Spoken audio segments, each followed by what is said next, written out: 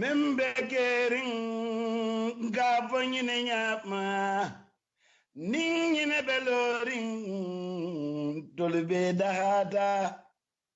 mbetilin nalale mbali je kan mbali muy kan wodongo tolbe dahata le membe kering alingantilingulula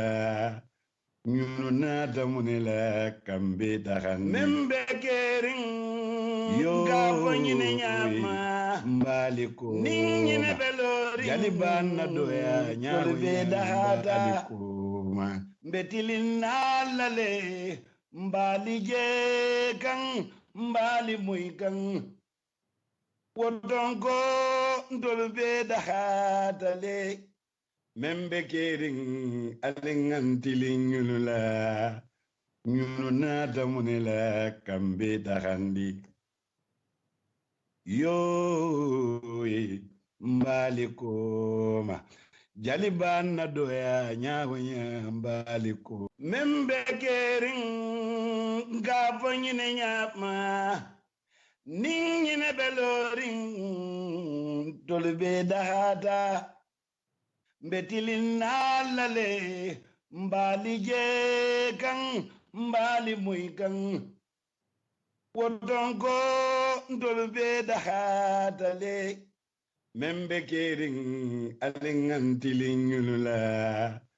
ñunu naata mu ne la kambe daxan membe kering gaafo ñine ñaapma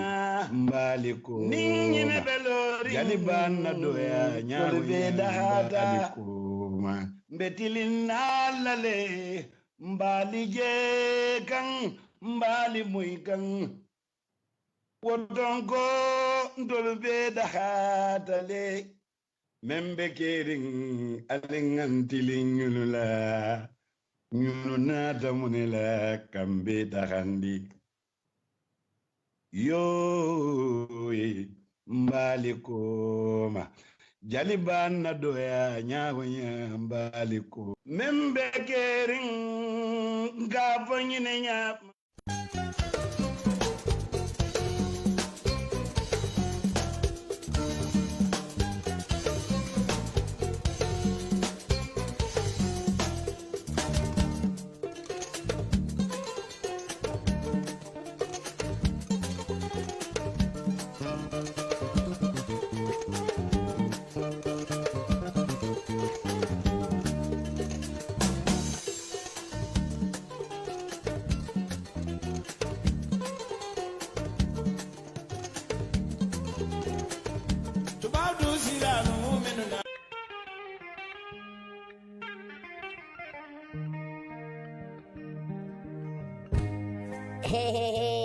Jombas Boutique. Iko Jombas Boutique lo ngabali muntole ko Serakunda. Nal frata Hydra Plaza e Bunjango Santo itolbe wolto number 66 Serakunda Marseille kono. Iko etil bordel sotole bordel autrices melbota nang Australia.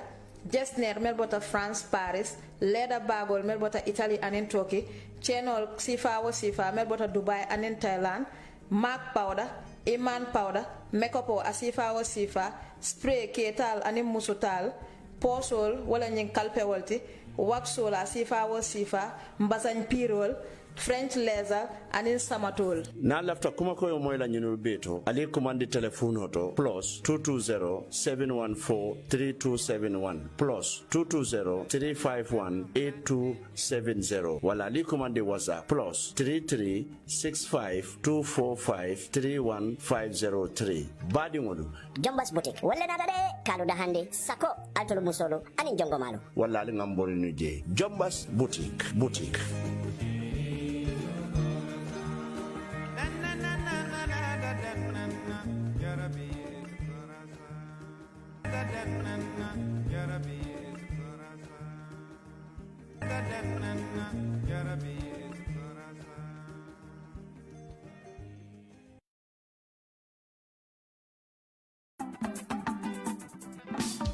bulli shop number 1 opposite Brikama police station sa fala mobile moƴƴuɗo coggu welngu mobile mo anduɗa waɗay mo use har ronka haɗama bonani ko bulli shop yata Itel Tecno Samsung e latest Nokia kala façon mobile mo falaɗa ƴiwgol temele jow yeehi dow heɓa mobile keso pul ko honɗum habboto ɗen ƴehen bulli shop opposite Brikama police station ha joni o haɗani ɗon si on falama flat screen façon mo falaɗa o e inch mo falaɗa o sa hewti bulli shop a heɓay mo ton e coggu welngu min yeeyude resifaji kadi ara soda bagasuji resifa min yaha min waɗanama a fixe hara yoɓata hay original charger original battery screen protectors ɗum fof no bulli shop opposite Brikama police station si on falama heɓude ko laaɓi kolombe e 7799530 wala 9957262 bulli shop number 1 don heɓaton mobile moƴƴo e coggu welngu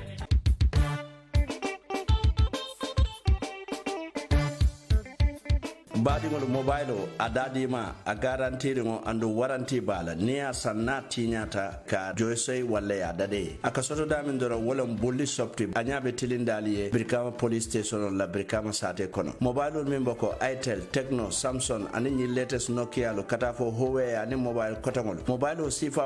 a dadima kabo kemelul la dron ise fanso mobile o soto walla nkamune bato al ngamborinu bulli shop number 1 a fele a ñaɓe tilinde Brikama police station la kacanyo yano ni telefono la le 779-9530 wala 995-7262 bulli shop number 1.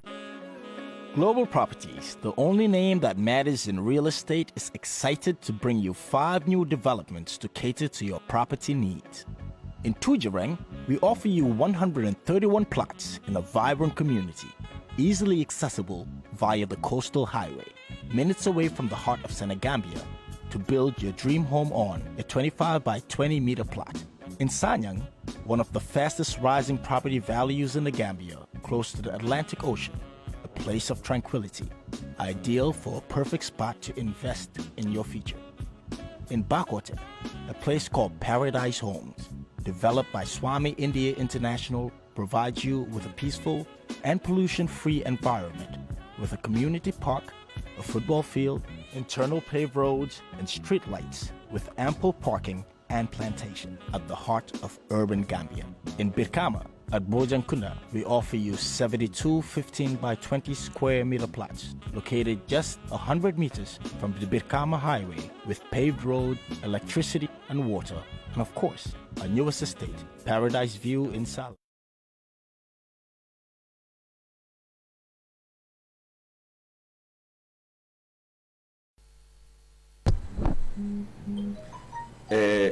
Baadiŋolu baadi lamoy laalu aniŋ baadi jibeer laalu moobe daawuda kabirin Gambia fo Gambia e bantala ŋaali muumela be konton atto la anaali jamundan senuŋolu misilmeya kontondiro la neemo aniŋ kiisoo baali kontondiro ko la baadiŋolu misali bisimilayi koten na programme to mimbe kering ka fo wala nyama katu ko ngadati wala nyama mba fo kan wala fana nyama andum fanan Allah subhanahu wa ta'ala la man sabayato be continuer doron ka banke wala nyama bari badi mulu mbale hako danda bi ntarde tabake bari wotarde nyaawonya mbela fila ka programme datinin ate datinya kelmala man ka datinin man satalla toma bismillahir rahmanir rahim katu ko atelo man soti kum fayakunu mi yalon ko ayen dada bari atelo fana mu man soti mi yalon ko ay dada fegol be dada bari ay kule kentol hadama dingole amma minke dada fen to bale bari hadama ding kundato ay jonnima to bon waleto ate fangla man sabaya koto min keta kila Muhammad sallallahu alaihi wasallam te ka kere kere tombon ka kumandi ka ke ate fam terti amanna da wala anata ka ke annabiyo moti ay makama diala annabiyo muyato annabiyo muto man fana mammin soto bare anata fanan amurunta ka fisiyandi fengo fen ni atra adadatale ay Muhammad sallallahu alaihi wasallam kiso ani nemo baye aya telefisiyande inda dar femol beeti wo muhammadun wo botantelle kono hadama dingolu ñine ya sabu ndolo hadama dingolu ndelte bolonola alama wala ya sabu watolu bela min ñantan toluma wala mo ka Allah subhanahu wa ta'ala tentu ka jayi anin ka warandi tenturo anin jayro ni warandiro mi yalon ko amandandula soto nse tariya ke nga duwa fanan na sabante fureliye fo Allah subhanahu wa ta'ala se la jamo soneya ka folo na kunti ba fama Muhammad sallallahu alaihi wasallam anala dimbayalo anala saibolo anin misilme sabante fure to malu be fo Allah subhanahu wa ta'ala se nemo anin kiso ke dundi jannatul firdaus mbe ala danila bi fanan na nyim programme to mimbe kering fo asen tanka nengo masibola bari asebmanta ben nengo la kairola ka kando nyina bulo kum fa yakuno atelo mansoti mansomi yalon ko akala jongo kere tombong aye kanda wala atul jiber lalo anen lamo lalo anen tolbe alo mari alayem bulala wo jongol kono abe minul kere tombonna ke kanda baring Allah subhanahu wa ta'ala nate ala jongo min kanda iblisa buke filindino setanulu bani fa iblisa dum anala ferolu nala sembolu nen akota hadama dungo min filindila walla itamari de ye garanti yo sotole ko jino setano te filindinola hadama dungol setano te filindinola sako sulu saji walu say sayoro kalabantelo anin nafikol nyin kamala bi fanan nyin nya wala mi yalon ko na datinin bismillahir rahmanir rahim la isaje ko na kumfano nin alhamdulillahi rabbil alamin badi ngambiyan ko nyin nemu na farda koluti kala hakilo bulande don ko bide nyin sutola min yalon ko wolle bulobe programme nyin koto walla mu supersonics money transfer ti mi yalon ko itel bale banko karo belale bare fane bale dunya kono angarte dawda ning alafta bank account on yella kala fengo kala kodol maboje walla kayamaro ni kodo maranyato supersonics money transfer jelemo tadulati itolla manim bulli shop min yalon ko mobile o sifa ka wafi an channel o e bale wol bale dabin e fele brikama jang brikam police station o nyatili wala anin global properties mini yalon ko fanan nin allafta kordal mini yalon ko di amutje andi bebe lodi ne be nyaring fengo bebe kono andi be tuldolu min to wotuddolu ya fako je dindingolu ni tata je ka sawar bake andu ka sewo wala mun dimbayalti wala mu global properties di itel bali dami wala mun nombatu kairaba avenue badingolu kala kilo brande koten alnater kanuntelo pamudu boja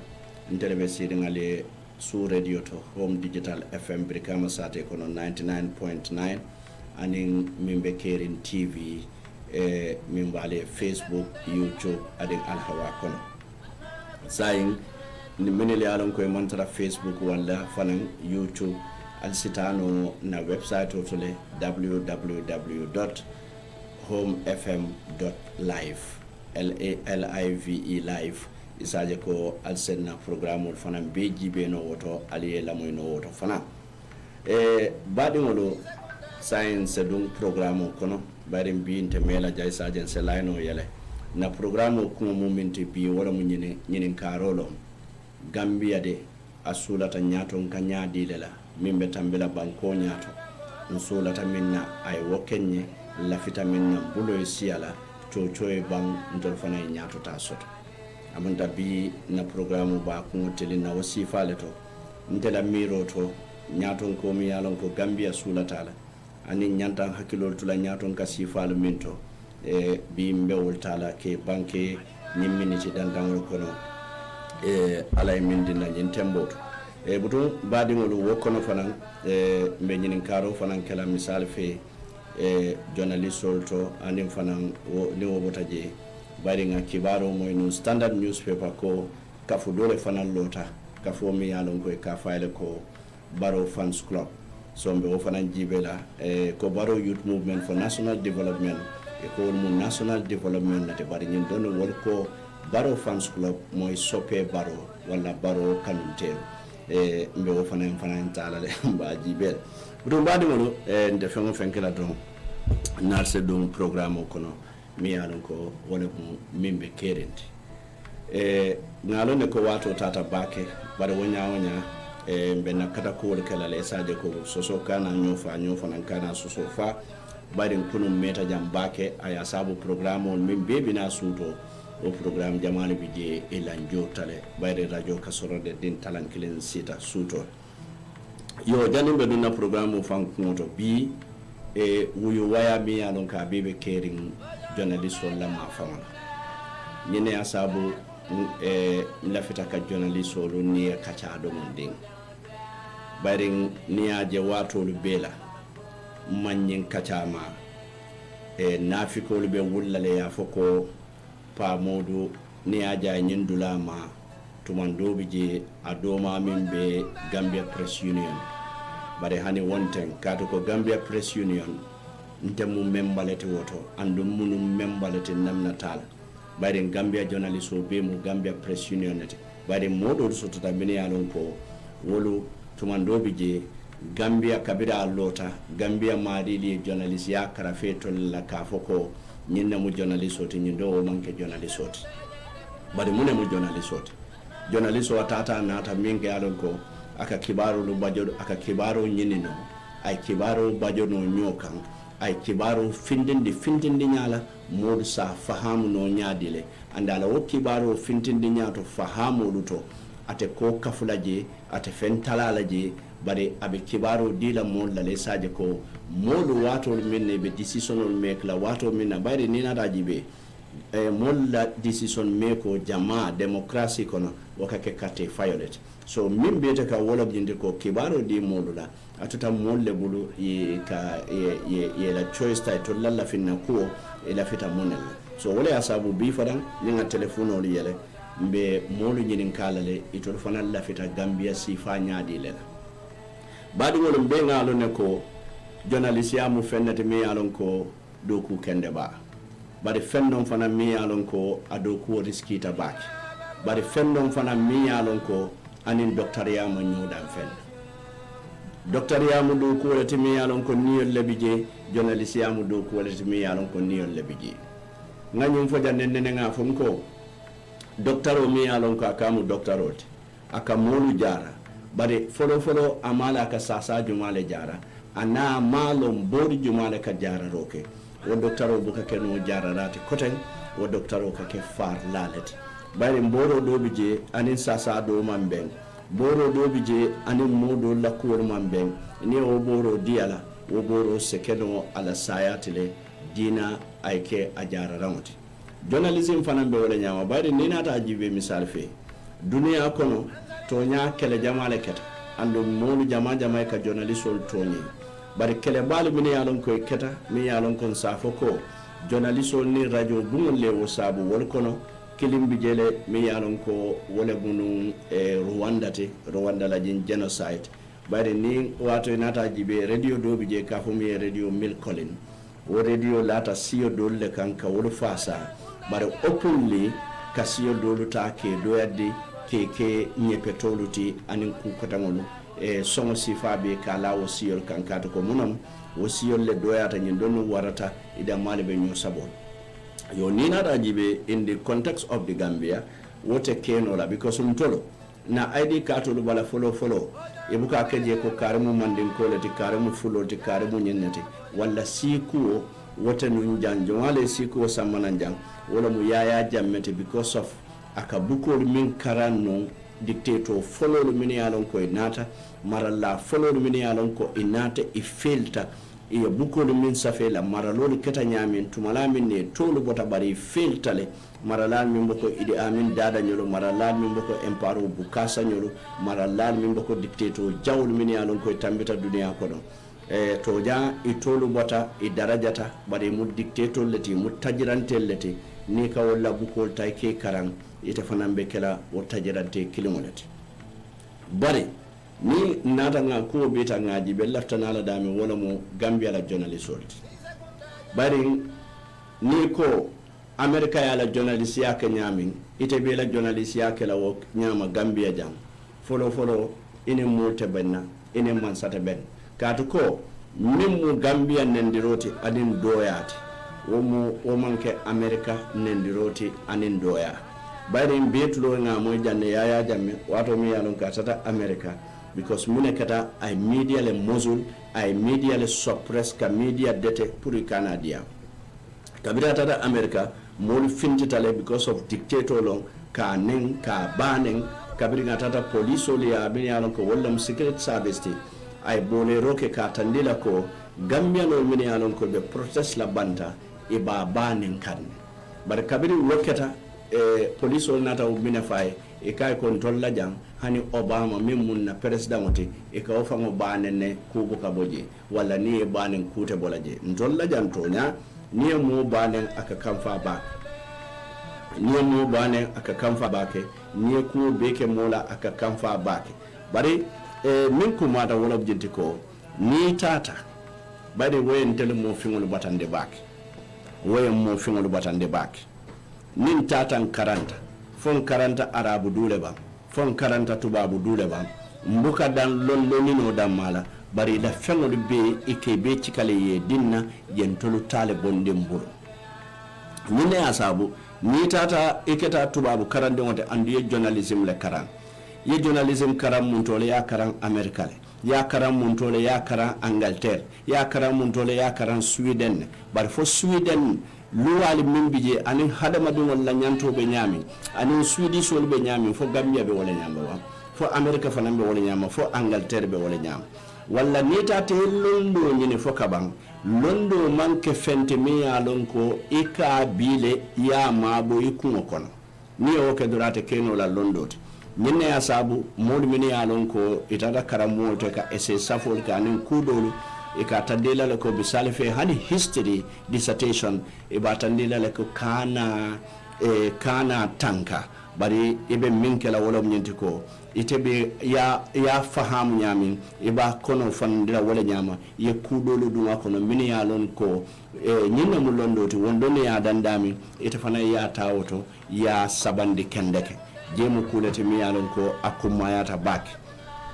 jemu kulete mi ya lon ko ikumayata baki so ibaje la ko ni wolu tata ite wolondol min kare nata muru nan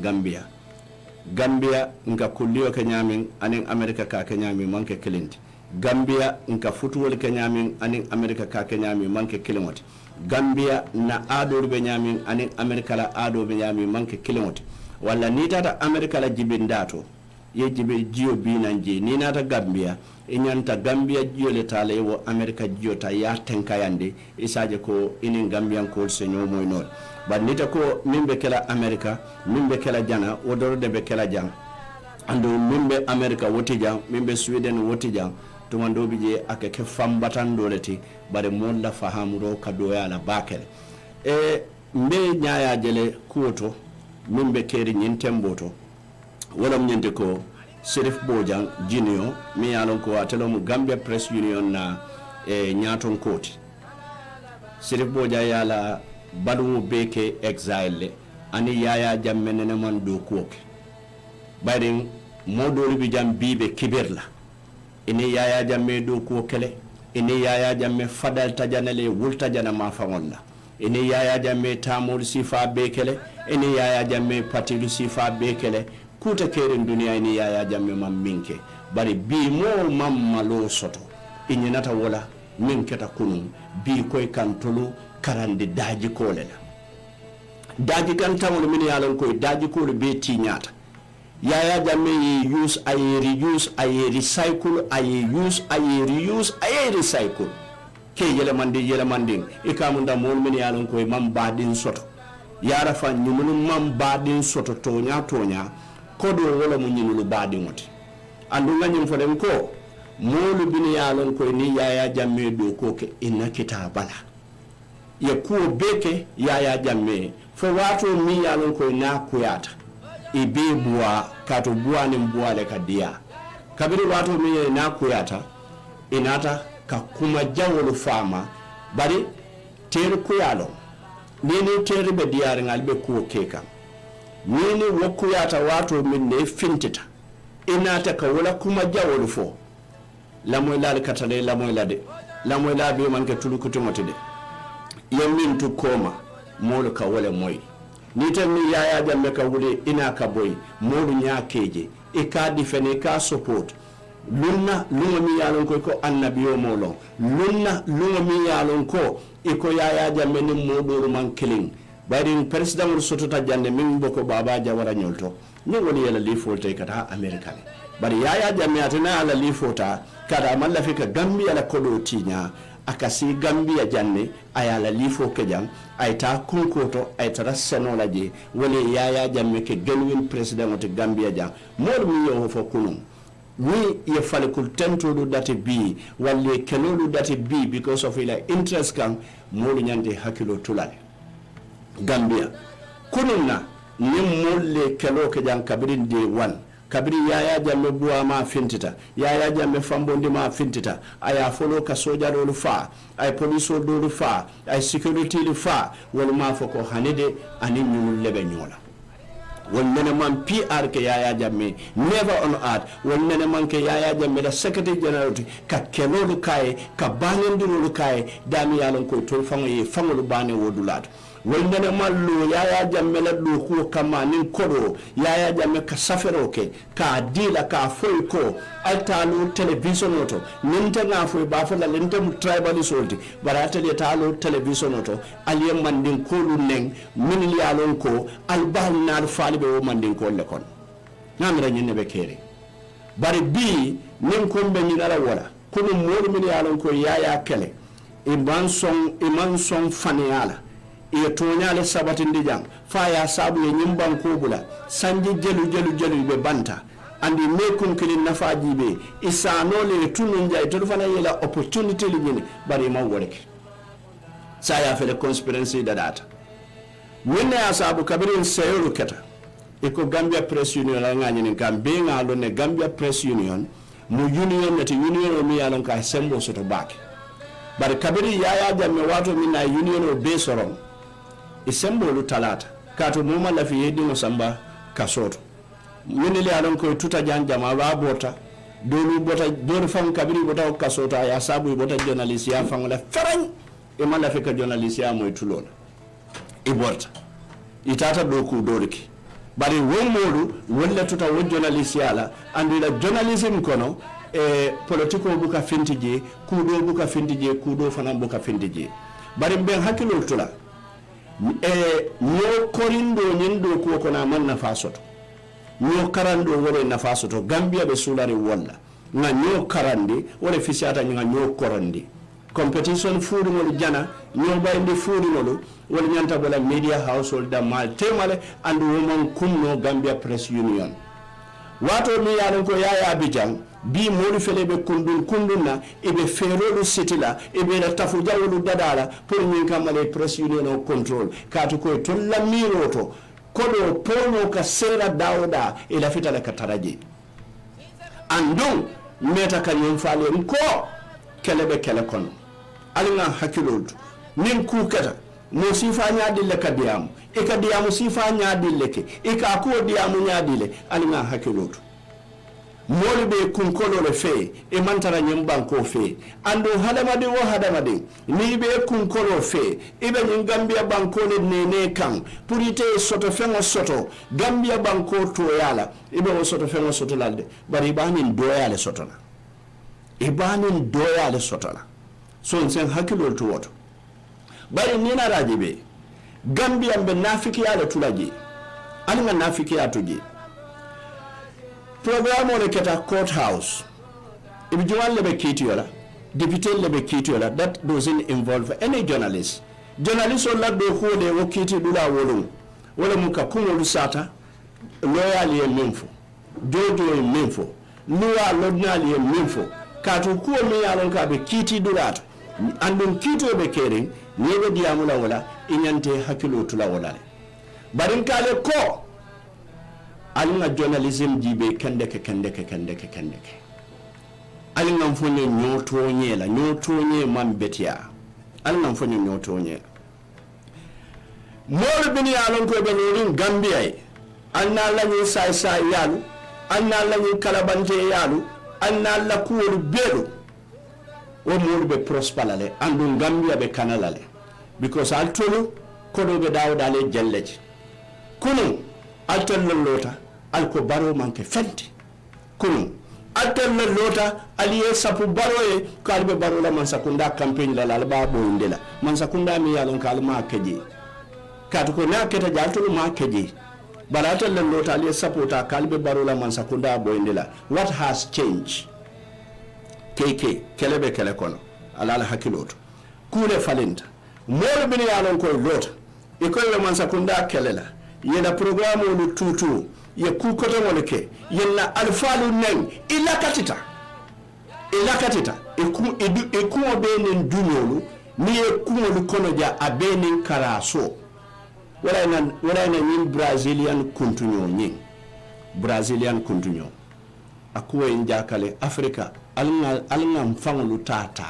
na brazilian kuntunyo tuje bari ye moldo dandile de ninyin kuntunyo ta kering wallahi musodo nta wali jibela amon possible andon kelo fananta wali jibela nta wali jibela so fonse hakilo to ngamfonyo nafiki alla gambia te lono la nafiki aka mo nafitita wato don nka kuma hainan nka nafiki anyin kuma hainan nafita wato kiti yola keta gambia wakiti dulato sini boja non Gambia Press Union na nyato koti ani journalist ul bebe lorinje bar wakiti dula sini boja manta Gambia Press Union na nafo laje katu ko munam atata ni chronicle la nafo la mi yalonko wala mu newspaper kutoti mi yalonko no hewsi jamano newspaper kuto every minute is an article of jolong tonya nte minul time newspaper I have my beef with them but dunia manya naka no bahindi ninga nim photo nyalto kibaro muminti ni asata bo okuwo kono tabla doto ba nyoba inde mama mbetia anafiki ya nin telefono nin dumala ibe moru kumandila halinga campaign siribo dambe UDP le alinga bondi. This is exactly what is their plan and they plan it yenin plan kaduko iko pa modu tata lopitano tole ay maiko no mokan but sai sirin fele maiko no wakan ay nendiroke. These are two things. Pa modu tata lopitano to when Michael Lo Minkan was the guy responsible. Wakuala. But Kitu Dula, Sirif was not responsible in this case, and Sirif has no relevance. Imagine Kalabuna Lanyan Kitu. But the journalist or Yakili. Ekai Koyale Minkela, Sirif Bojana, la family baby, we know Anne Minuya Kacha Manjari Moto for them, Wale Kumakono Fontele Min Koita. Iko! Sirip bojan na la family be ibebe UDP la yala be minkela alinga feroke na la Gambia Press Union president ya buruka nyine asabu iko batunga Lamin Jai ki Lamin Jai how many blunders like in journalism but be nafikolu message of solidarity APR kolu wulta jana fengon kolu wulta jana GDC kolu wulta jana fengon kolu wulta jana and this is about journalism. The journalist club journalist keba le siri mandi am folo chalata wala wulita muneketa ay microphone o do serif ko kana microphone o lonkan nde mantara ni kesto manta diamul I have force ka lo kan hano be camera baka. You know what happened last time? Luwa minna rohilo luwa minna 10 million o di banjuni musolla nte bi janne makala mota bari nte mu wifi let Banjul City Council no lenkori ko lafita le na ma be nyin court biro hinobe handing over kala isa jete fanana media to ya bonde I went bari binu futata la Kenyan tangolje nko no I'm not gonna stay here ngana reporter solo ki ngo wali coverage ndefamo botaje kabiri bareta coverage la nate kam na reporter bebe loring Banjul mfutana wale nyama ndinda rohilo la konoto ngo rohilo ko can I have a special interview with me rohilo ko nyahani so ngo rohilo ko but how come you ika interview di journalist o dolla but ninda na te buka interview dinna fo sila tan na hotchal no for rohilo me reslo no for doro Fatu Rahman Koka ay camera lonte fankam Facebook live guess what badi wala nga hakilo today ala ya la momi ya lonko aya mala itata wodi bennola anna la nafiki yalu anna la kurubolu gambian to nga waleji ay camera lonkam man ab Fatu man Koka lombi malon soma ay camera lo wora kan do ay wuro dati ika munta pamodu e nyapita kan wonte pamodu bayma pamodu mbula pamodu bonnoma laba ngalanta fango do tan jakalta fonka jarjar ko look at this ngo monu yalo ko mela karama mejibe ika na lo nyati wala just ka crowd nyene nintela ka kafo nyene nintela laba wala ko rohido ko yaajele mimbe kere rohido ko min ke wala beti ati ma dan ko thank you very much pamodu ndata dan na hajola mi ya tara wodun turna tan ngaay danku to nun nafi ko lu wolte ya foko pamodu dal tanyin nale bari buka nafi e buka kata toluje ndi wulute be la kata to yalla wato minna momen ko etol lafta nyum banko president yalla altol ne mor ka be sinolu kan al ka fabrication ka nim frame altol mo sifa nyaadillati altol mo sifa nyaadillati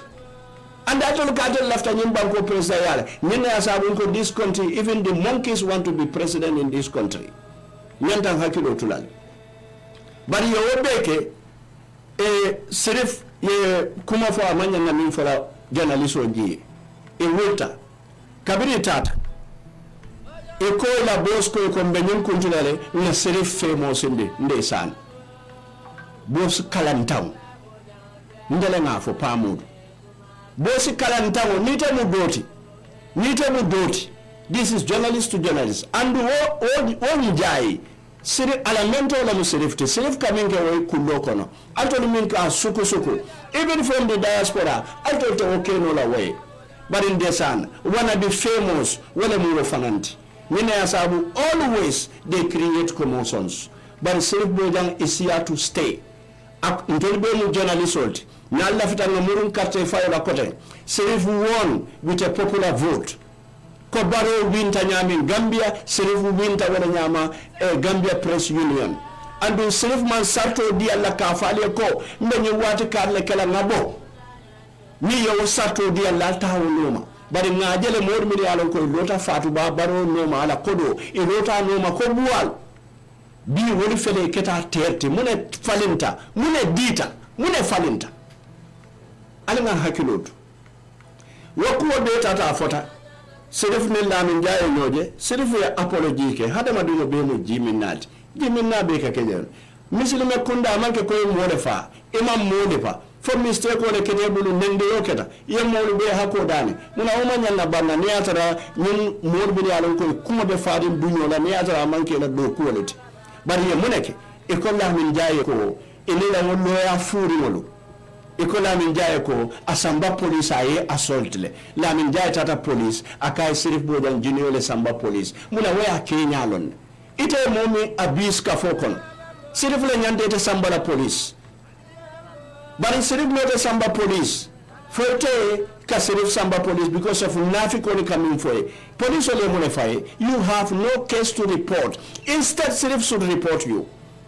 bari ke nafiko ka du ko because of serif bota janne because of serif mum nati alna serif bondi e lafta min proof la kito be kedi UDP la be kito la yakumba game UDP yakumba jeta mu UDP la why are you interrogating serif that matter even ta loyal min bi manta wolu interrogate ibe molu record la in silence what is going on so fansa hakilo to Gambia jan tolbele tanu Gambiate alla medial man sembo so don to la medial alman darajan toluti alman barakan toluti albali man futun toluti foti loy boy so alengam fono nyin kuwalla na Gambia jibe na Gambia samba nyaato journalism fraternity nyin banko ka atata le fa tinyata ntolu murunta nan tolko manta bulala lawo journalist ya furu ngol noma ntolu natale ka modu karande modu min ya lon ko alla wo journalist ya furu ngol ye wolle kunamu ke filinde jammena la mo fa nyaonya alka kodo tabulu alka kuwol fo modi min ya lon ko te caring kamila wona keta nyim banko ka modu nyaabale be deedi be nafiki ala kilinti je min ba fo ta mawo kalamuta bari sidalo ni feya bu ko ta ni dula ko don to ibe safero kala police ke ba kari ko fenje kari ko police on nam nabi amo kala police prosecutor or whatsoever it da fele IG resign ni alon ko ba no makabrin faraba incident to bunjur incidents pour resign they refuse to resign and that is more serious than this alina hakilot ni wobotaji namuru ndan koten back to the topic Gambia sulata mansake nyadil Gambia sulata mansake minna follow mansula mansa sifa minna mbe wala follow Gambia mansula mansala mansame yalon ko aka kamfale kato ko Gambia bi hani mu sinna tamalati walle mu drive foleti ni ka kamfa hani manke mansati manke fenti bari te katu kamfa rinne ibe kuda kala mi yalon ko imanya na kaki mune ya sabu ngof ya ka kamfale momi yalon ka kamfa aya fangoje ni na te kai ko kari nyelu ko ten aka kamfale duma kono ase kumafo amanya na minfola ase kuke amanya na minkela yaya ni kai ko kari nyele mal lafila lafite sola nyim fen karlale bar kari nyele balanta aka muneke aka wolu kala fille na me samba mailtu abe soja rol kile kane e buti walla e kudoke walla Gambia mal lafi mansala number 1 mansami yalon ko aka kamfale anga mansami yalon ko aka kamfale Gambia mal lafi wala Gambia man lafi mansa juma la kote nyaton ko ntolu man mansa soto ngani na le ngafo mansa ba ni ngafo nyama mo be ma ba understand na wala jam bari kantio nyaton ko mi yalon ka be tambila ngabulano Gambia la fita nyaton ka juma la wala mu nyaton ko mi yalon ko nay memfo aka weke ala na hakilotu ni nyaton ko no nate findi tankai ko nye ko mbe nyinne kala wo somo findi danan kan e ko nye hanide mbe nyindon ne kala ye nyindon min fo woni nyindon man tara alinga ila kuru korsi kuke mumin la kuma folo tinyata ala kuma be se tinyanole Gambia mallafi o man sa sifal Gambia mallafi man sa kawye mi yalon ko wuro do ne mala koti na bita ay duniya be kumande be bulano sojarolu be kipon na jana parali be molu bunna jana kuwoli be kala jana be dol tulolu fadila jana muna ne man jenke silo kan Gambia man tafi wala because Gambia mo bankun dinnete ala nata ken na nyaton kolu ni be ka folo bun kilimo le kono they are not ordinary, they are not extraordinary na nyaton kolu ni be ka bo fuare bun le kono katunde nga fo jannen ko Gambia man nyaton ko soto min bota fankama kunda hani Gambia ma wo nyaton ko soto na nyaton ko min be soto be bota fuare kundali baba jawara bota bara jalale afuare ma moy ko kodi tiolong abi veterinary le do ko wala nga wala moy ni si penko ani saji penko ya jammenata abina wato min na korda tabul musu tabulu din tabulu bun tabulu moto tabulu fen tabulu ntonne nga be sanga diala kabiri ya jamme be kudeta kala wato minna overdraft le bala bank la julo le bala Arab Gambia Islamic Bank kabira be kudeta kala wato minna montaro memba burot dala sitan lula ka sawol specs memba anyat dala sitan lula ka sawol wo mu jellete wo mu dala sitan sabalet anana muru dendi ko min babala ma wo sanna uniform olon jenso min be duma masan samato min babala masan kawaso min babala masan fema min be babala masan so wala mune be yaya jamme bul wala fuare male nata baralaji be de malla fi man sakawela afuare mana ta bara mun fa nya ko ko ate mamare wolte fuare yala wor fanandi wolte fuare yala bari bi afele fuare ya nyaati lila afele fuare ya nyaati lila ni me ke ko janne ba fa la sanji lulu ni kudo manke ase banko duka bar janne wobe sira o ba tan la dunya mu le lamu dungala ni sediya ko min yalon ko ibe ka bonan TRRC ten so wala malla fi man sakawela malla fi man safananna ni yalon ko asonyata wala manzanyanta na nyaton ko nyanta talla temale akana kolya akana sonea ay sonea to nyaka ay kolya to nyaka nin to nya ya kolyandi den naje ko akolyata nin to nya ya sonea ndilu minna naje ka sonea tale bala seke moti mi yalon ko abe lola to nyaka nsula ta wasifalale mansula nyaton kadola mi yalon ko mor min yalon ko wolle mo falu kejang mor min yalon ko wolle suñaro kejang ka wolta ke recycle ke sambanan katuko nyaton ko mallafi atoko ya ntol la fita nyaton ko na min be toko ya tala tilwotele bara be toko ya tala munella abe toko ya tala nin tonyale la alaji be hane Allah subhanahu wa ta'ala ntol be ka den nga toko ya nin kando kada min nan ko billahi kando fanan be mol fala waye faka sabu don fangan nen dirok nin samanata samalal be sularen samala bare marse kono silalo ise mo ko nin sama fanan be mol batandila so walla dunya beten so ni nata jibe min fan kumayata bet badi won bumo ni amoy ko bumo bambanta ala fondement min be duma wala ka bambam ni amoy ko sama ya fonyo ba na da nyaaw nyaama ni yiro boyno sulo min be duma wala bambat walla li ngam mira nyen nim be nyaato ko lutala ya jam min batumbe example lutala de ntolla nyaato ko be yem bitrele nga nyaato ko min be so jawara nata janne akabe jila bal akabe jila kabida akabe jila wato minna modoru jomolta bari wo wato min PPP jawaray mo dadano min be selanoto to nunjinta kala bari jama ntolla kafolu nimbije nga kafu nyaton kole dadande bari min be selanoto misali fe nin ku kada bari duniya be dibole kono muka lo wato mi yalon ko kole be kala bari ninga nga nyaton kole tanga wulu bambandi ngi londe ngi tutu bari min be nyaton ko mako la nin nyaton ko tije nka nyina wala le mbuke bambandi mbuke tutu nyina ya sabu kabirin jawara wato mi yalon ko abatata akabe fonyala molu wuli takaro bela itate almamurije yara fam wo wato kuriyale be kere molu min kumbota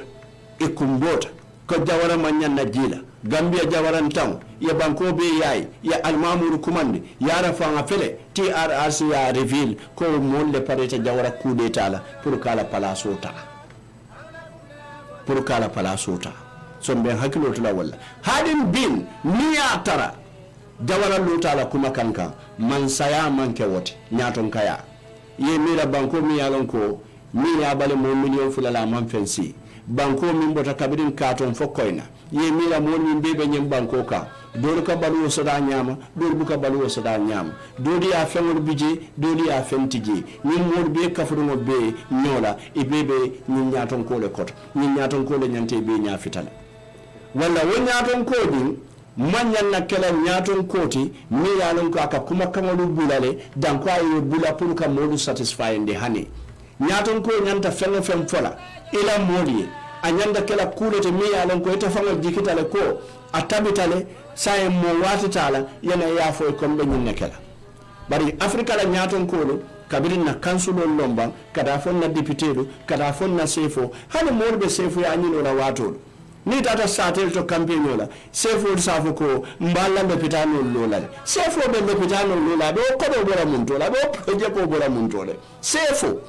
alkalo safo ko mballa marché lola le be ko do bon la mun to le député safo mballa silo dadan le be ko do bon la mun to le.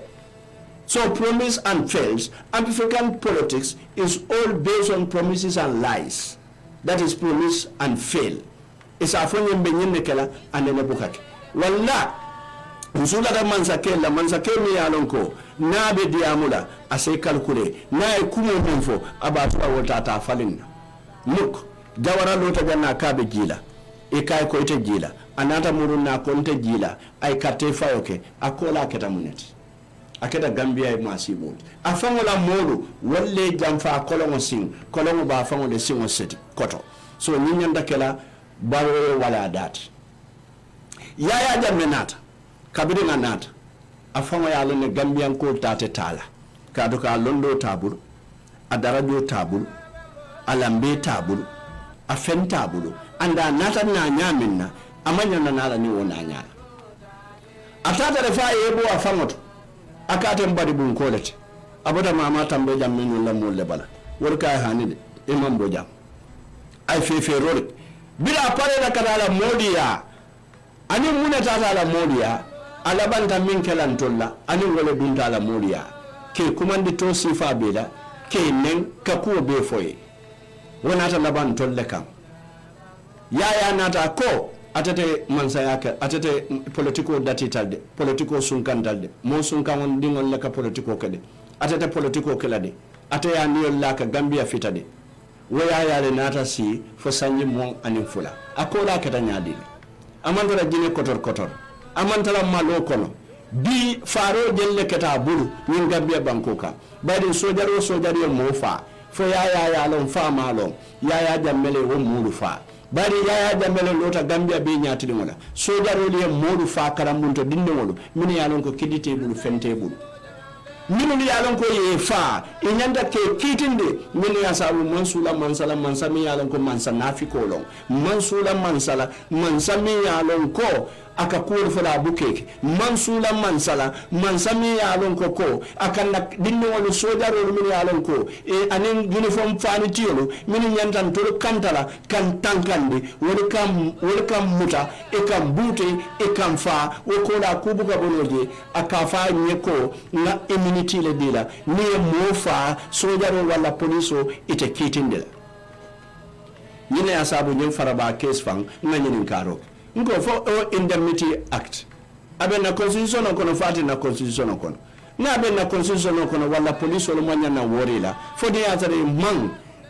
lawyer kemdo lusoto kat ko yaya jambe min tuntel luwal kono wala muninti ko ni sojaro be service wala police be do kola nae mo fa wo police ta kitindela wo sojaro ta kitindela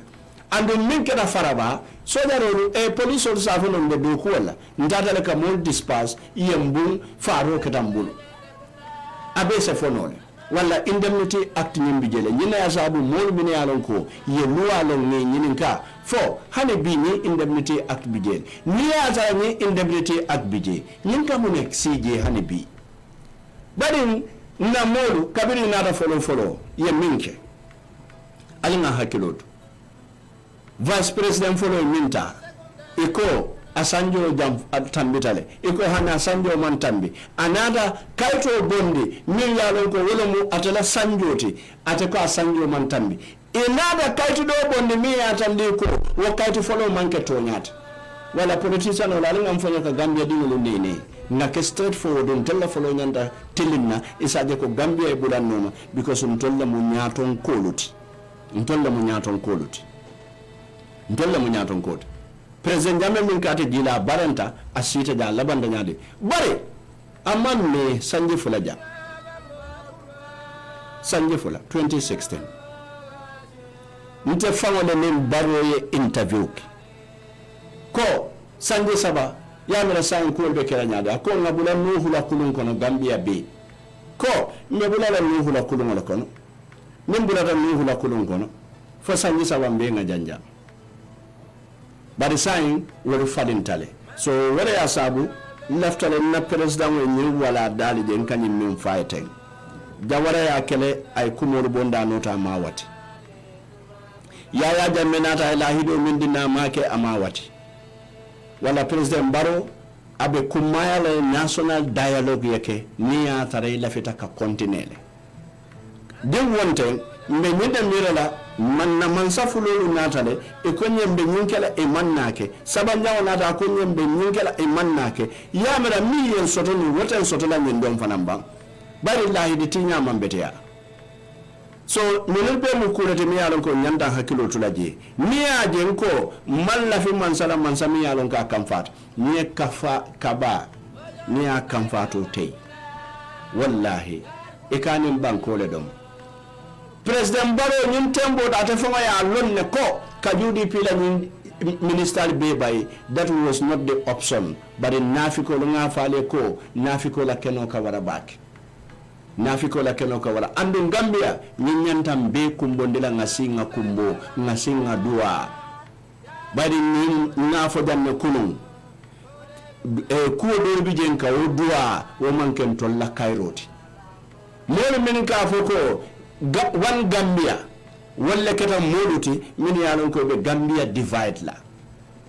ye mera sabali ye mu moral le soto sabali ye mu moral le soto pour ka integrity preach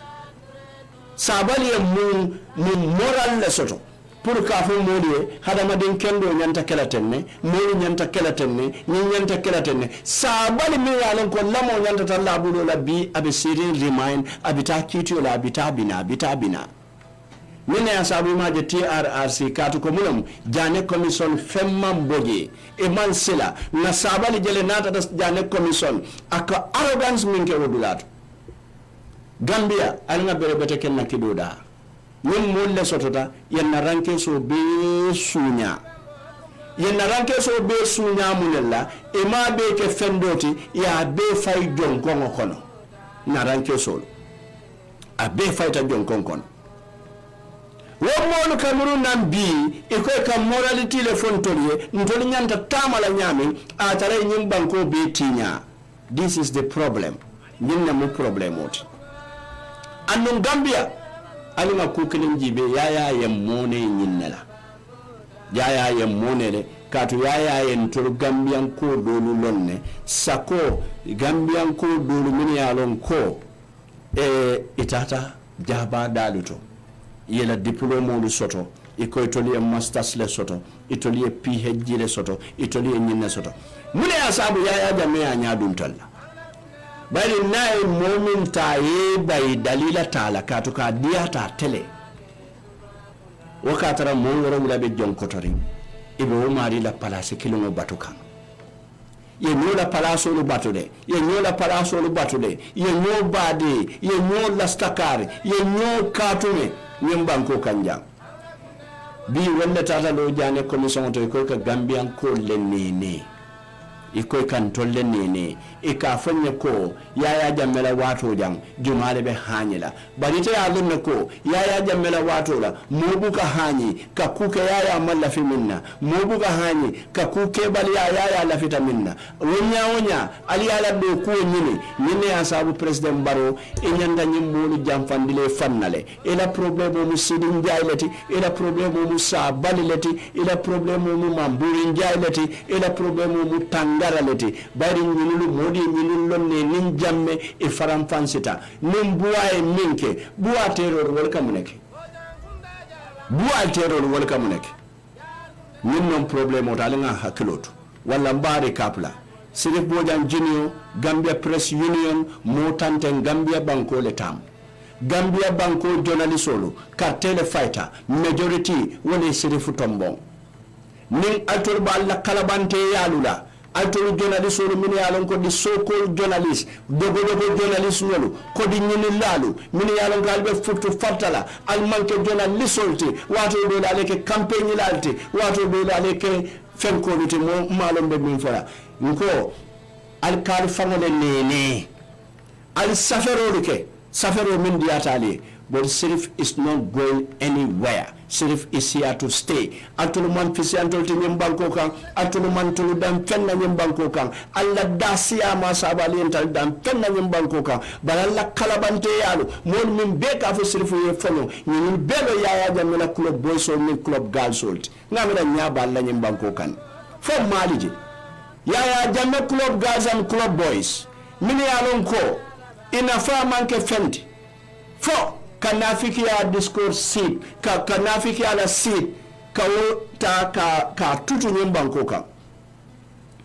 It's either their way or nobody's way. Gambia jambi janne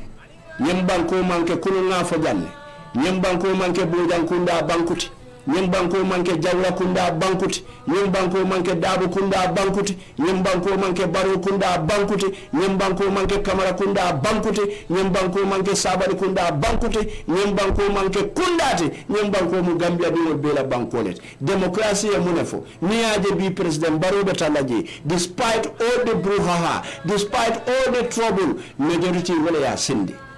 and that hainang almo fure malu ali president baro nenjanne kuta keri mol mammi moy bi al fila al borta al tata maba koma al kafo min do ji katu ko munam al kamunu al ko woni UDP journalist hanin defan ila ngunu munolto e konta mo UDP journalist ninda mo UDP journalist atel mo munto journalist let atol mo munto journalist let ngake UDP journalist wala fisiata ngake dogo journalist ka kodo ta molu bulu ka kalabante yali ka ni kuko dangolo pa modu bojante o kelan ta kelan bawulen ke far no intimidation alina hakilultu Gambia until now we are ready nta femtulal bulu sandon ko te femtulal bulu nyali bele bukala idanna decentralization wala be kere and equal rights and justice alana hakilultu nobody is resigning nim president Baroma resign Sirif Bojante resign wala mbita break la nim nata na line yele president Baroma be resign na Sirif Yebulano ma nim president Baroma resign Sirif Bojante resign al kar fangole batande and president Baroma ya nata be minna bala barate mela aba lonna bada lan min nafikiya ade wala ke ya jammeya atata halundu monde ala botari koto ay dolu tulo busay men borotata ay dolu mutaye sindika soto du yakelim be nyaay wojede na e bulalu minna e fintinan e koy ka fo mo le ko ha ndemu CIA leti kidib karaba dem ndemu dreadlock leti I don't work with the CIA. You are a dreadlock. No, you're not. You're a bald head. You are not a dreadlock. Imu bald head or you man get dreadlock out. More mini alon ko nesan. Ima for Gambia na la Gambia ya. Makisaji ba kutu katalaka. More mini alon ko ye tumi sunya rolula ye sambalu aleto luwa minke ngorigel. Bari jang alaji be. Ali ala jawara kemburu jang annabiyo mota annabi metalla annabi ta dakara annabi kuwa bekela. Dawoda diyata alibije dawoda sinanta alibije Gambia la duwa forolo barana manke duwa foro talmu duwa jongol let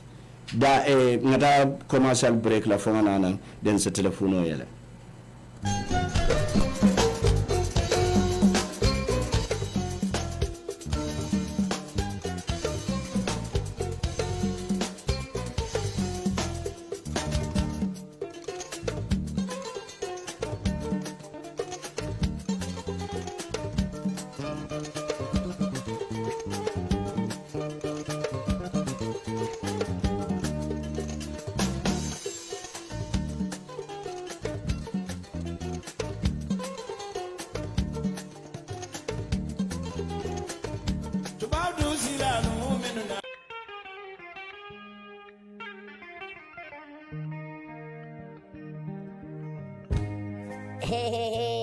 Jombas Boutique. Iko Jombas Boutique lo ngabale muntole ko Serakunda. Nal frata Hydra Plaza e Bunjango Santo itolbe wolto number 66 Serakunda Marseille kono. Iko etil bordel sotole bordel authorities melbota ng Australia.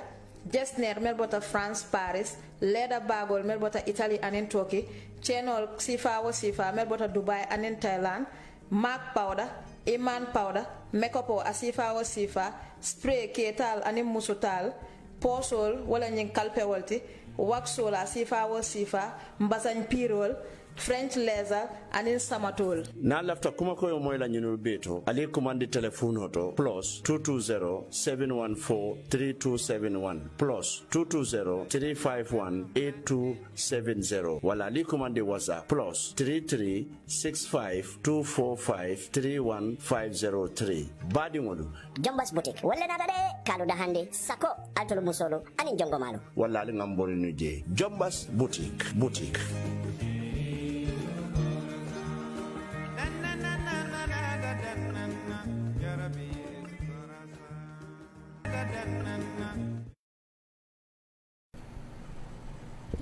baɗigolu sayinde min kela doron nalse ɗum téléphone o kono na téléphone line o mumminti wala mo 639-130 639-130 bari fanan minu yalon ko ɓe tubabu do allah whatsapp line o mu plus 220-2688-585 plus 220-2688-585 mo folo ɗum dala bata ngawta Assalamualaikum. Waalaikumsalam bading. Kamu ini bara lagi mare Pak. Ini bara bake mare. Kamu ini program kamu always. Alhamdulillah. Walaupun kamu appreciate bake. Mo kende. Amin tega don ikad welcome. Alhamdulillah. Alama ayami de ma faru. Amin Allah ya Rabbi. Alama de korlela. Amin Allah ya Rabbi. Rabbi. Mo is wonderful. Baraka bake bading. Definitely gandanul hayin de kan Baraka bake. Ando de mo jamal kulun de kan kuna la rajon. Mo kende.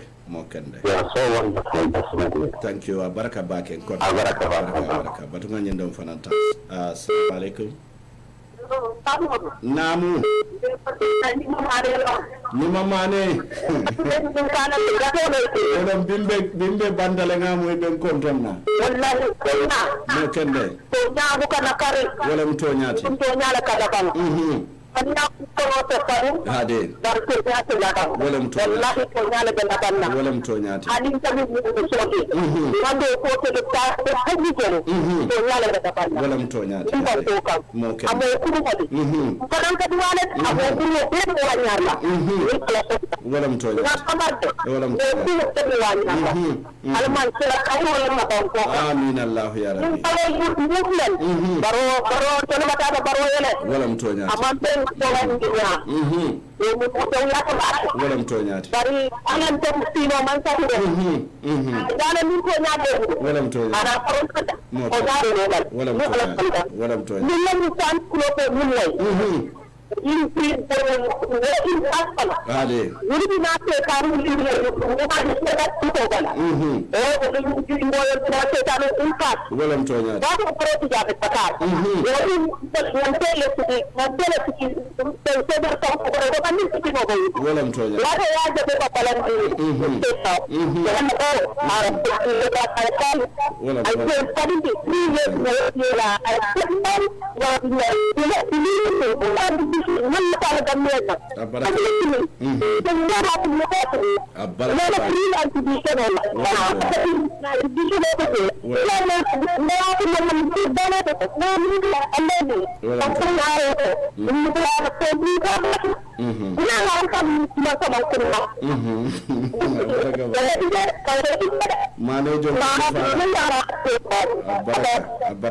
baraka mane jon kan defala mbaɗo ganndi ɗo fananta assalamu aleykum toɗi ma ɗumani ɓe commande ramon toɗe mbaɗi bir kam misra ok bisimilay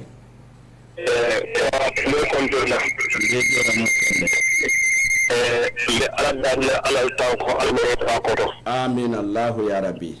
wa idan na no minti ka ala dani ifo wala na no minti ka ala ala ke alama ala ke amin allah ya rabbi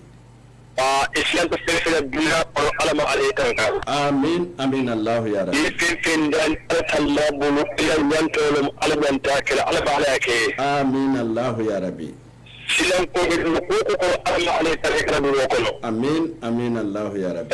ta ilmi kuma kan alhamdulillah ikamin sata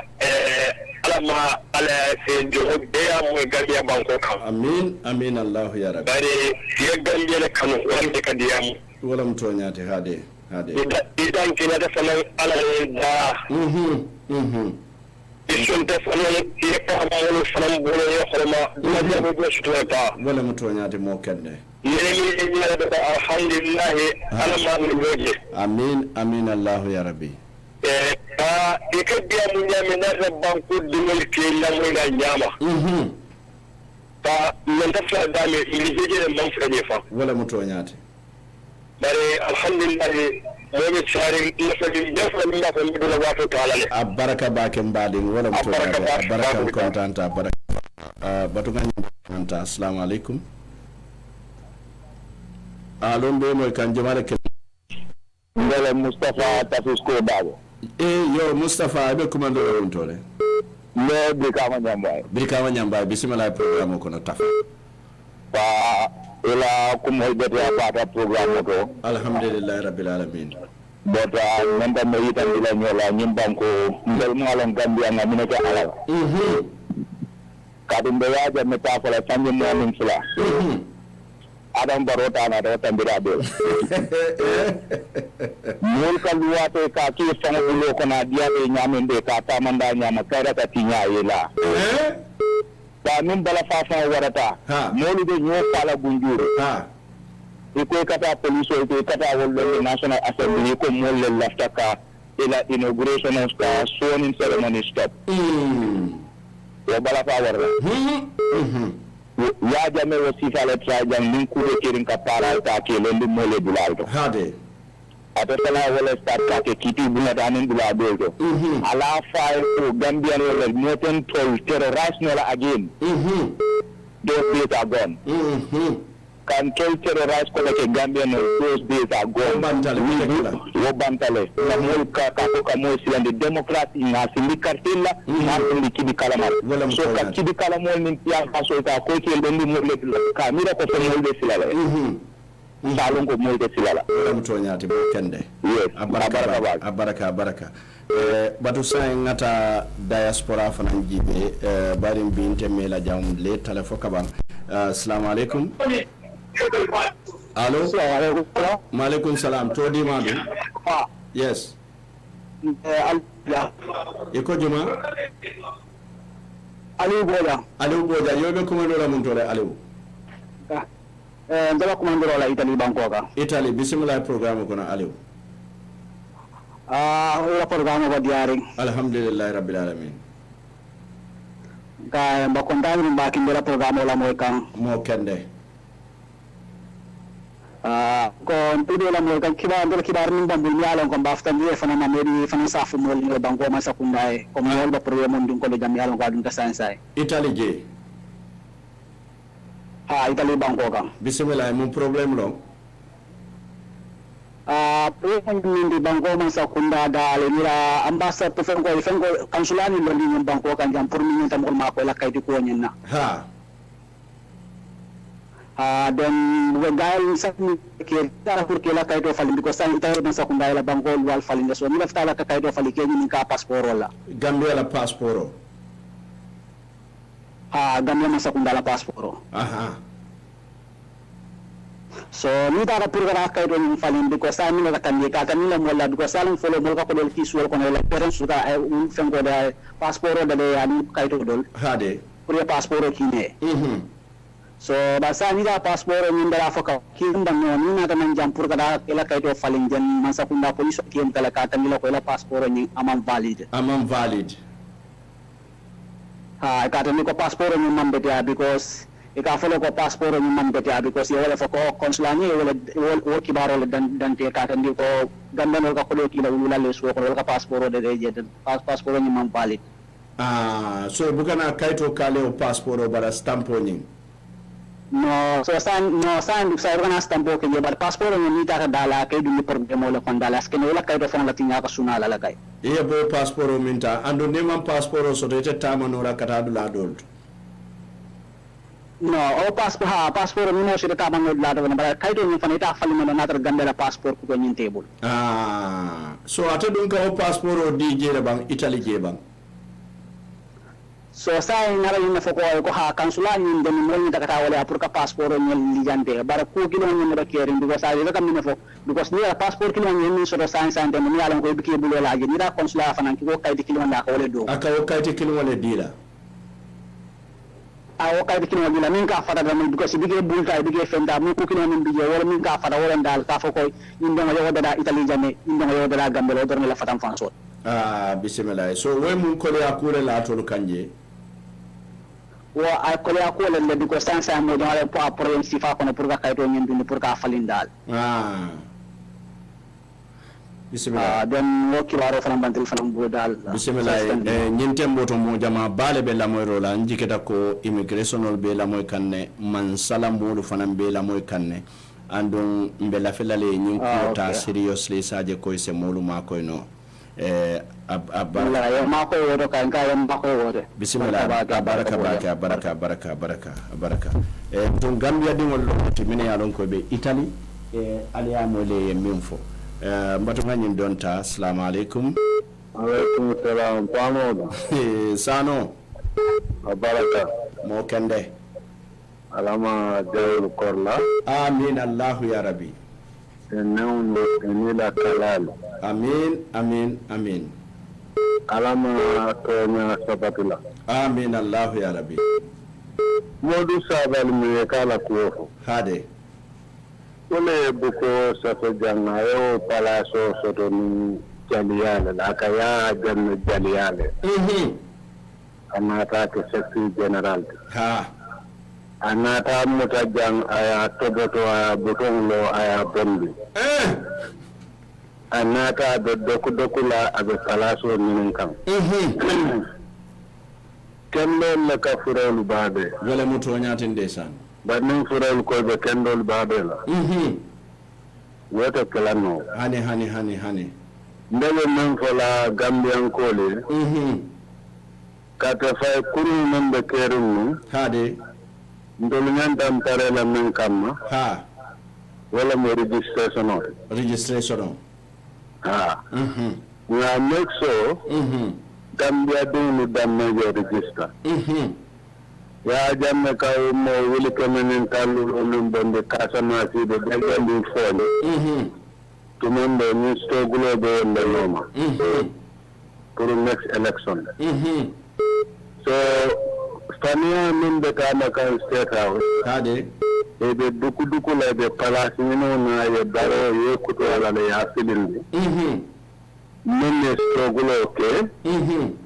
ya nyinandi wala wala mtonyati ma ami suso boja mala sogol de Gambia jang muk mela kata kuji jang muk mon ay sotu la kata kuji jang fo bere la sunika lota kata mo independent hade we lota jang ngani bata be ko ni sande jama ko ni jang de siri bi ka folu be je hade ebe na tukiala ebe banko jansila arate de mala inshallah andu ato dum ni sifu bodan ko me ka foten hade nda fala mbadi be kamen ko le buluga mara telebo tiliji ni sate be kama jamono ko be jamala hade isinje ko sanje keso wala muto nyati isinto situ kamma nkana tonyereke hade na lwa bunya bar na nexo ko tonya sabati Gambia banko kan wala mutonyati filo ketale already mimi kanye tambi ko itellam loyalty to baroye e ka fo mini MNT nisi ne jube labang wala mutonyati ya jamme mandinga dum le yusu jaw ya sindi anata muru baba jobule kasiya kunna te sinu kabirita ta state house abuka hani baba la kasiya kunna sinu na wulita baba enela ay baba yusu ay jarabe tinya bulaka alfalla kala nabi den baba botaje yankuba ture nyolu sojari kotonu ay des famille be ka wuliya fo sojari nyolu ike filindi ikata molu batara fa kullo kono e bota kidoto e saunda kankatola e bota kankatoto e saunda poisino ha o be kata janne ne mera min banko molla ni ko modo fo fawni mera fo do kala fi nya e kala fi ketu na hakke kuriya min kata jande men jam kunu hade daro fon kan ne fala den da ko so ko da war jinale fonta nyo sute nola ata fawna kawo Look there at sign. Yana muri nyado mo kilimu na de yandala na nafulola. Hade. Alukongande. Mbanke se wule intendela. Wala mtoya de. Anumba fala le sudo, mba fala kilibulo, mba fala oraro, mba fala somanda. Sakosi ya mungo France ne kabri angale diamudo so amanta rusenke kam France economy hata minna ya ko wulu kabri somanda fo futo minna ko ndelle mu fitina wulindilati e fami tolle mu fitina wulindalti wala mtonyati e la fitanga so minna minna to sonnala eba ye minna de jikini min dangi di station wala jang gambia jang hade alaman no sila mo lamin horomot amin Allah ngalon ko min dukol membe kere min ta registration wala be tan ya dame man UDP te no ala kido no ala no fulo no ala morolu wala diction di wala UDP te no ye ninka al kodo use hade al kido use hade al mol intimidate hade al mol fa hade al moral sin hade ama UDP burkan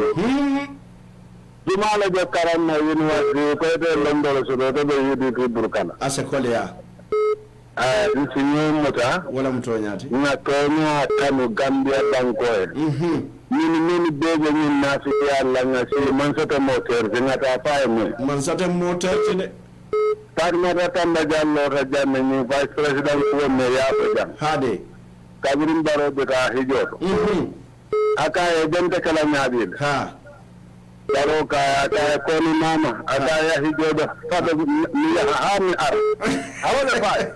wala mundi aka ko mbadu ngata hijodo ndama si yamba to fonguna mo be mun fala jam man mo be mun kala jam man wallahi mo si mo silandi no ko men hani woba never again namba mo jalala ko ayte sabati la jang ko take never again fo maaje gande to non ala man sadin na mi yalla ko dalma fo ye mo toni ma ko ye nyati sikan bari men tinaro ke jang hade e lontal men faado e lontal hade men be balure lontal e min pare ka tonya tamande wol kan e ko tonya tamande la innocent people wol ka ko be tit nawlindon o be kala no tonya tanya o be kole ala baki wala ngalo so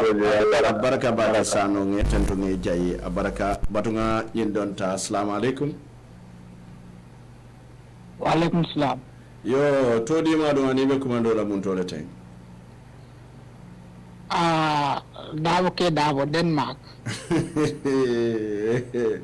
Bar moro famo keda. Nake wa famo keda famo. Davo bismillah programme to. Nake wa nkaya mbe la mola always since I water mbe la mola hana traman life sometime. Hade. La wai nda kuma tina bombo. Wala mkuma ko jumati. Wala nimfama badiam ka ako nye nte jahalta ko nye man fo baro fo yaaje mila de jalan wole ya mutawa to baro fama de fo ye ama mo de ma ko le nyini ka ko le baro muta janabta status of kabata status fana uta te jahalta la mimbe kere because itole baro wan ado ko len do ko mbela moyla wate mbela moyla be do ko kendo la komen ta fanyami bismillah baraka bake dabo baraka bake kanela wato ta baraka kende badu wal sando wato tata mbe kolla fulale tala Gambia nga kolla fulata diaspora nga wato bawola batu ngata diaspora ngela fudanjangota assalamu alaikum wa alaikum salam ba di debe komando la mun dola te mba komando la spin e kamo la fado mon dem buke moy komando la spin banko ta a spin banko kam bismillah to di madu ntala musayo bojan sayo malumbe boja Sadio Malumbe Boja bismillah programme to Sadio bela programme la mata la fête de la porte demandé comme pare min ke molla nolla tatu dolna keloke hade soka min tolle Gambia pare ba wo mulina tan Gambia na keloke pour na victime fo tonya sabati ko to faransa en baro mala forto nya sabati na ko to laska ceremony ke Bangkok o mata Bangkok ko la balo nata tandi mola ko ate most en front mot ni ti alfa la tala anemi lot don choka UDP ke candidate to work ranta ke bayo ya jibe ko mola mi an ko atilinta walla tala e bangi ko mbatunga ta miden nyato hade ata adam baro mu kilimo murunta kabe ya ta minin nyato ko useni dam wala political fadal yo ko ni sa fada ni koda ni ba koda kono koda nyente da umete etamu umete dinku yalti no o ate baro kilimo nata murunka kamun ka UDP tala flat onde se ne ala farka kan UDP la nyaton ko ti ko congress officer asala candidate ko ye mola ka te fa ya non lo ya ndase o silo ti mi an ko atilenta hade ina akitani ko mala baro wala mtonyati baro ala ko e mol son fon to don mamla non comme na kelonin ke da falindiro kala mo na tambe nyato na kelo na mutata sambani silo yo ka fonction kumpli na fati do na kelo te wolte don man falindiro pro na falindiro te na faita da makan na fanke pour Gambia le ma fanke pour baro kunda wala butonyati man falindiro ke pour baro kunda ta pour Gambia yo baro aba Gambia sambe kanyama man betera man betera mo jam fale baraka bake Sadio wato ferek wato banta ngetentu nge jayi abaraka bake abaraka mbatu kata Gambian line to ngammo fulata yande assalamu alaikum allo wa alaikum salam e la radio tala walle jam fala tanawta nante bismillah programme to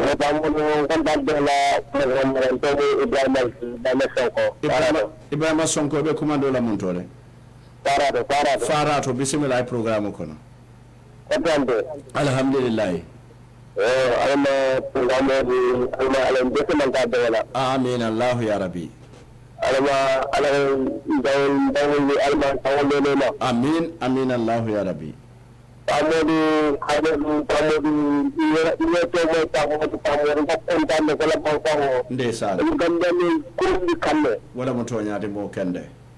ko gandani kurla taham dasa ko man du karam balin fiata ka pandi Gambia ko la ko nimbe keri mo kuma ta da min madrasa wala mo toñati inna tukalli kana khiyala ko tawo de ke mata mo de keri kala ko anningal ko alama bar hade alama bar Gambia kan falde ay Gambia kan falde ndeysaan nda alama bar wala kuno wonira ordinara ta modu mullerla min batin alam baro de useni dabo kata ko ngene ni kan sama terkait ada modu ala modu ba ko riala ko artilati ko hade ndemo kan damme de amiro afale ko alam baro ya damme ko santare ikakata ya amiro wala mtanad hade bertemu ni bala ni alam baro ni andal dawal bu kadiyam ente tam damme alam baro de ko abaraka bake mbading abaraka fa abaraka bake mo kende ala kitita billa mo kende abaraka bake abaraka budum badi wolo mbe la skola tala rajido ko mu wa assalamu alaikum maaleykum salam jomale alhaji ma janko sonko cika bari moro famo kada wallahi ba mo dem ke tra nyaaw nyaaw ke soto no wallahi ala la min tawalla wadan ko li yanto ko yay ko wato watin kan nyomin ko bule dum yo budo wala nangalo ko fara ko ko budo no dal ko le babul ba jango bismillah babul ndila kakabita dalla journalist la site mbadu ngay ñini ka folo ko yetti yalla tiyol be sansay Pamodo yalo wala nge ko men ko cieli yela ko do bari bi na ta seko Pamodo ngamo radio do basa kunda ka ko mo la ko do ya arba am sha modo la ko do ma ci ko ma ban transit la ko ko ci ban transit la mo bi de je am kam de kulli la do mo ko ko wolu mo de ka ko pa ko cieli ban da sa na tol man na ko do so ko bari na mo abira ko cieli so pa mo de la karado ya mo ya journalist le bismillah allo mbe moy kan yalo journalist le nante hakilo ko la nyoto le ha wala yake bakilin fakilin wala mutonyati journalist ya mante ko atamu ku isbe akuma ba ta banko kan journalist inanta kala independent hade journalist man na kala ko ka mo do pasa o de ni do kala yani journalist ni ko be mo jibe rek itela do ko keno la anyama wala mutonyati inanta ko di no yo bo dila ko wala mutonyati ande de pamodi iko men fo nenka fo ko pamodi bayma abulaje ngabulaje si me kilo la marché ko si kilo la marché fao kilo hade de marché ko hade yalo mutu wata foto silala wala mutonyati yo mo sifaso ko bulati ila do ko wala mutonyati ila do ko be ba be ko de baki ka mol kudindi wala kuma da kudi wala mutonyati ikamen fo ko wala kana 6 km hade alba mo yake ma tay folo de ya nyengelen de la ya loisi dal yare wala nyengelen ne ila nturu ba do mo nturu ba do kanal ngawo fo moli ele ande kay men fo moli sanje fulamba fo kan moli ba fatarolo bari nturu ba do de ni sal da san ano kala duwa ngawo defo al mamoro en ko alim ma koy duwala yo yalo ka dano do salola moli ya na wala male misilme hani wada mante misilme hani yen banku kan fukilin be kan kale ke no hade akole ata ba akole ata de ko le akole anne be fanya kan ida da moroliya hade siku ye pasha burmen sa ne bamba wala mtonyati wala alkiyama morci ya kilo ko alkiyama be dula ba alkiyama be dula ba ke to mislimul kan economy ko woyi wala da fiya wala mutonyade ba mu da ne shi mara amin Allah ya rabbi ala me da to kende amin Allah ya rabbi ala mariyan ni shono men da ya futa ku kaira ko amin ala mallan ba kun tankara kakala amin Allah ya rabbi ala ma gawul sawul la gawul tankara gawul amin Allah ya rabbi thank you very much what you call it what mo kende thank you very much bari da da wol don na kulto ila thank you do ku da yalo nyomi ko radel mu ko na mollet yoko no ngolmi na je barne adna manna now program hade wallahi na mero dole badda ala umare ala yam fam wala fawatina okay man yo mo ni watin ko inshallah ala umare ala yam fa kila hurmu amin Allah sabante to maru be ala me shi mala ne ta do kende ton danta baraka ma baraka budum badi wala raji do ko mu wato dati wato fela en so jande la ngalon ko mo jamal be ko mandiro na whatsapp to anin telephone floor beto barin be danna janne bayre raji do ko mu wato tingal tento ngal jayi lalla mo rola ana laji be rolo be Allah subhanahu wa ta'ala tento lamba jayi lamba warandira tentro anin jayro ni warandiro mi yaron ko amandandira soto tumala mi na bi fanan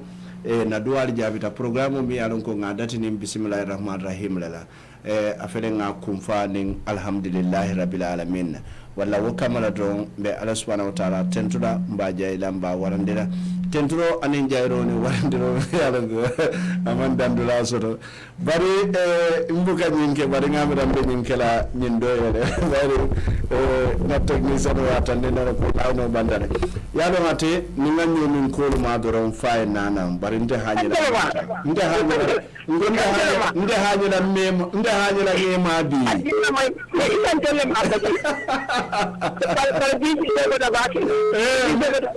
mina gero do mero biji so go wakal ne sala wala mto nyati ba ko biji so go wakal alhamdulillah kama le ka ta kila amin amin Allah amin Allah amin Allah ya rabbi amin ko hade ni barin majin ka wato wala mto nyati ni mun dolu gay ngalo ni nge maduro hakilo ka de tede ka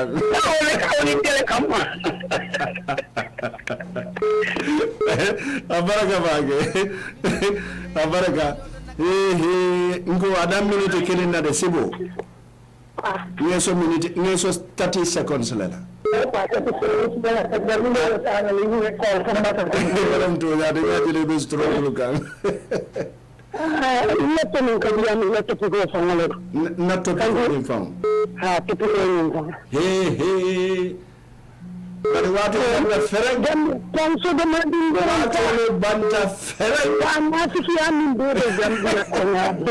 ya balla press union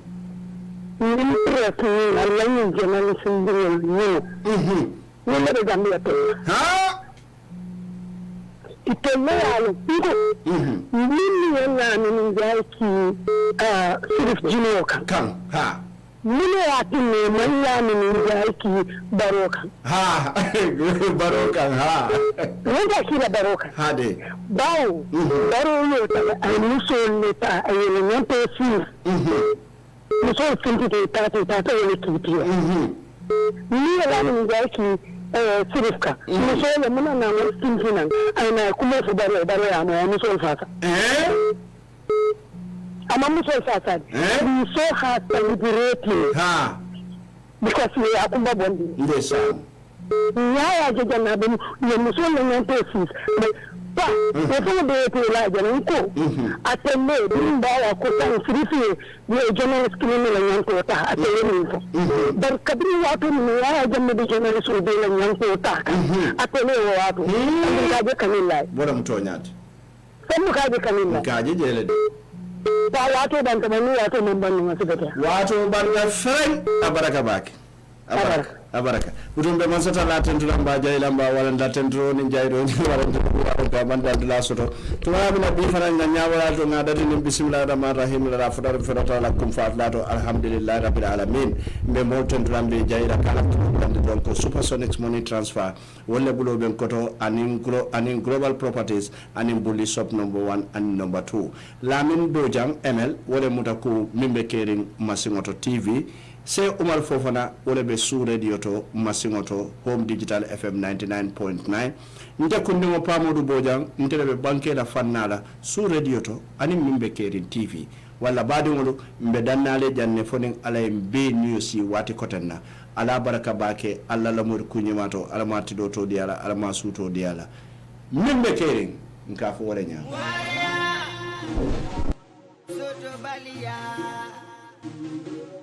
membe kiri nka fola nyama membe kiri nka fola nyama membe kiri nka fola nyama membe kiri nka fola nyama membe kiri nka fola nyama membe kiri nka wala membe kiri nka fola nyama membe kiri nka fola nyama membe kiri be dame aliye dingo bla ni wanda to bebe sare na wadi ka tingo ndo dia mo kan lenta na mosanyi kan le ndu puri ko so la mo ka ko se kera badi mo wala mo toñati de membe keri kabotane lungon la kada fodi ma se lungoda nin talan konon to sita home digital fm sur radio 99.9 kama sate kono nin kana modan ala ngambore abulay mo ala ngam ko wala do tan da kono ko lumen samba sanyi sada ko lumen na sembe na ji langa ko wala mo toñati ibe kuwo kula nin talan konon to sita wularol wo kuwolu tuje ngalla moyno membe keri kata be keri nyamin dorom mba satara wala nyam membe keri nka fo wala nyam membe keri nka fo wala nyama membe keri nka fo wala nyama membe keri nka fo wala nyama membe keri nka fo wala nyama membe keri nka fo wala nyama membe keri nka fo wala nyama ani nyaaye minje ka satara wala nyama membe keri nka fo wala nyama bari membe keri nga commencé wala nyama adum ka fo wala fana nyama membe keri nka fo wala nyama ibe gadi wala ko no kemo ibe gadi wala ko no kemo membe keri nka fo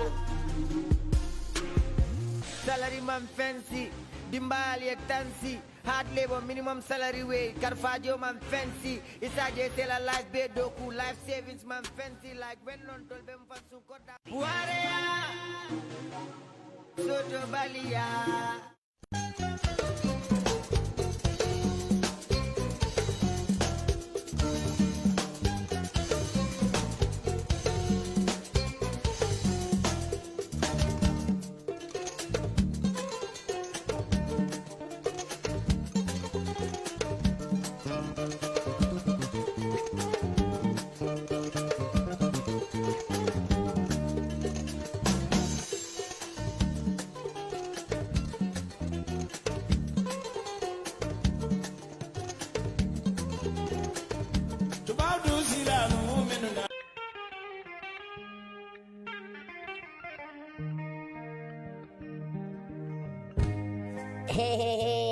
Jombas Boutique. Iko Jombas Boutique lo ngabale muntole ko Serakunda. Nal frata Hydra Plaza e Bunjango Santo itolbe wolto number 66 Serakunda Marseille kono. Iko etil bordel sotole bordel outfishes melbota nang Australia. Jesner melbota France Paris. Leather bagol melbota Italy and in Turkey. Chenol sifa wo sifa melbota Dubai and in Thailand. Mark powder. Iman powder, makeup o asifa o sifa, spray ketal ani musutal, posol wala nyin kalpe walti, waxol asifa o sifa, mbasan pirol, French laser anin samatol. Na lafta kuma koyo moyla nyinul beto ali commande telephone to plus 220-714-3271 plus 220-351-8270 wala ali commande WhatsApp plus 33-65-245-31503 badi ngolu Jombas Boutique wala nata de kalu da hande sako altolo musolo anin jongo malo wala ali ngambori nuje Jombas Boutique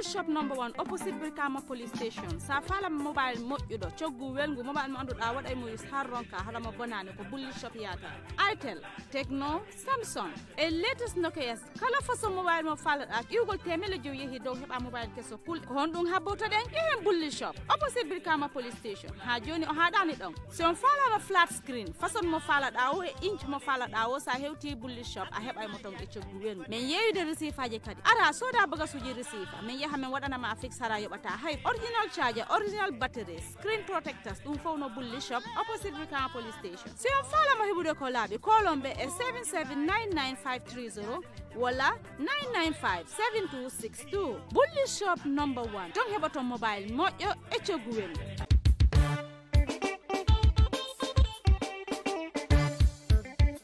baɗigol mobile o a dadima a garantiri ngo andu waranti bala niya sanna tiñata ka joysoy walla ya dade aka sotodamin doro wolon bulli sopti a ñaɓe tilindali ye Brikama Police Station la Brikama sate kono mobile ol min boko Itel, Tecno, Samsung ani ñi latest Nokia lo kata fo Huawei ani mobile kotangol mobile o sifa dadima kabo kemelul la drop ise fanso mobile o soto walla nkamune bato al ngamborinnu Bullish Shop number 1 a fele a ñaɓe tilinde Brikama Police Station la Kachanyo ya no ni telefono la 779-9530 wala 995-7262. Bullish Shop number 1. Global Properties, the only name that matters in real estate, is excited to bring you 5 new developments to cater to your property needs. In Tujereng, we offer you 131 plots in a vibrant community, easily accessible via the coastal highway, minutes away from the heart of Senegambia,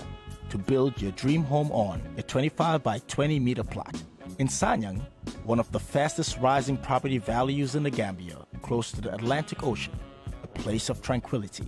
ideal for a perfect spot to invest in your future. In Bakote, a place called Paradise Homes, developed by Swami India International, provides you with a peaceful and pollution-free environment with a community park,